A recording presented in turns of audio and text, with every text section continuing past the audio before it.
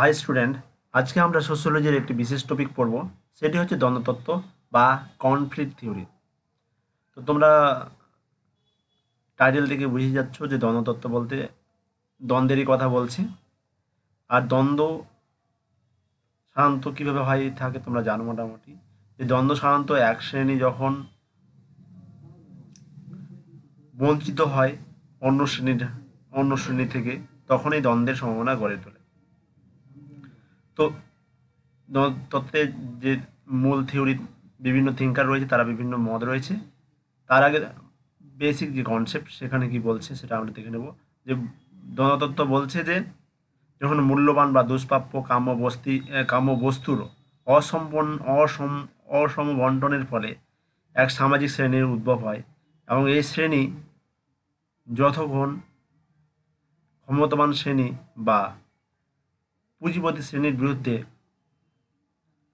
কোনো বিক্ষোভ গড়ে না ওঠে, ততক্ষণই দ্বন্দ্বের সম্ভাবনা আমরা দেখতে পাই। এবং যখনই তাদের মধ্যে সচেতনতা তৈরি হয় এবং বিক্ষোভ গড়ে ওঠে, তখনই দ্বন্দ্বের সম্ভাবনা গড়ে ওঠে।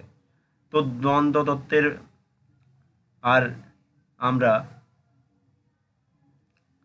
ক্রিয়াবাদী তত্ত্ব তোমরা আগে পড়েছো। ক্রিয়াবাদী তত্ত্ব আর ক্রিয়াবাদীকে অ্যাকচুয়ালি ক্রিয়াবাদীকে ক্রিটিসাইজ করেই দ্বন্দ্ববাদের জন্ম,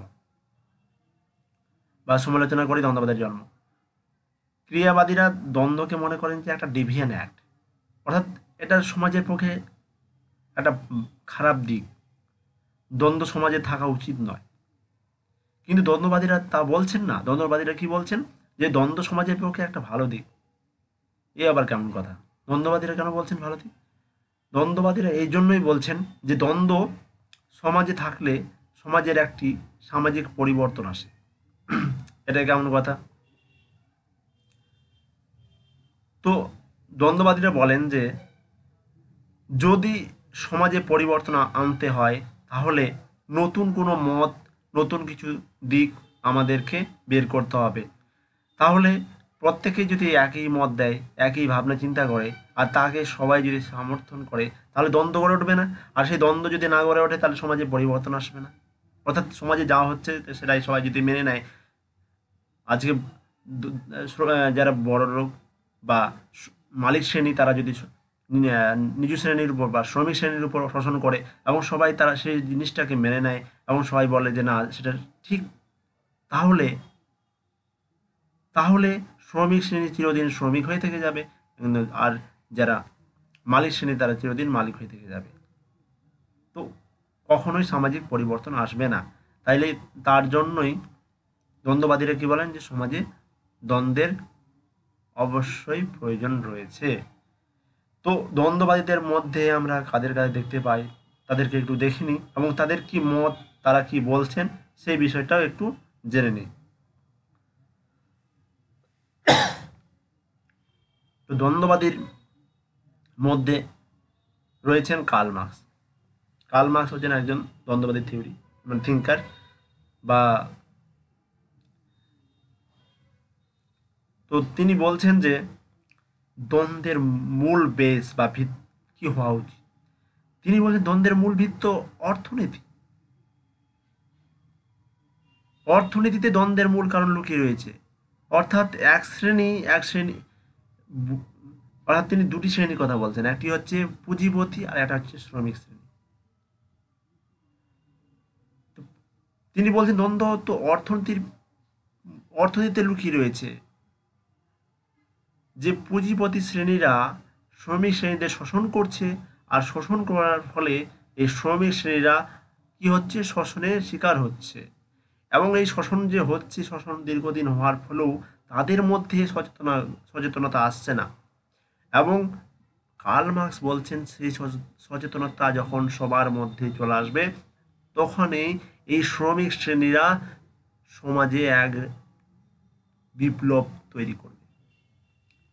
আর এই বিপ্লব কি করবে, পুরো সামাজিক কাঠামোকে ভেঙে ফেলবে, আর নতুন এক সামাজিক কাঠামো তৈরি করবে। অর্থাৎ বলছেন যে একটা সাম্যবাদী সমাজ, অর্থাৎ প্রত্যেককে সমান থাকবে এরকম একটি সমাজ গড়ে তোলার কথা তিনি বলছেন। তো কার্ল মার্কস কি বলছেন বোঝা গেল। তারপরে চলে আসে জর্জ সিমেল। জর্জ সিমেল তিনি তীব্র বা হিংস্র দ্বন্দ্বের কথা বলছেন, তিনি মৃদু দ্বন্দ্বের কথা বলছেন, যে দ্বন্দ্ব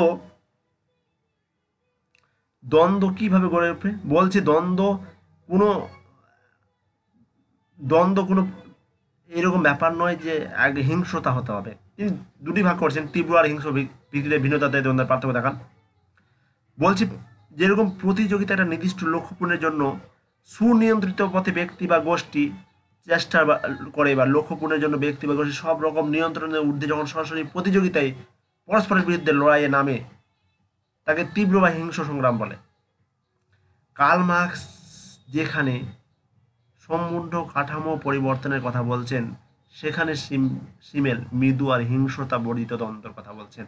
অর্থাৎ যেখানে দ্বন্দ্বটা থাকবে কিসের উপর ভিত্তি করে, একটা নির্দিষ্ট লক্ষ্যের উপর ভিত্তি করে, সেই লক্ষ্যটা পূরণের জন্য চেষ্টা করে। তোমরা দেখেছো যে বিভিন্ন তোমাদের স্কুল কলেজে খেলা হয়, সেখানে রান থাকে, এবং রান হলে কি হয়, প্রত্যেকজনেই রান করে এবং নির্দিষ্ট লক্ষ্য পূরণের জন্য তারা চেষ্টা করে।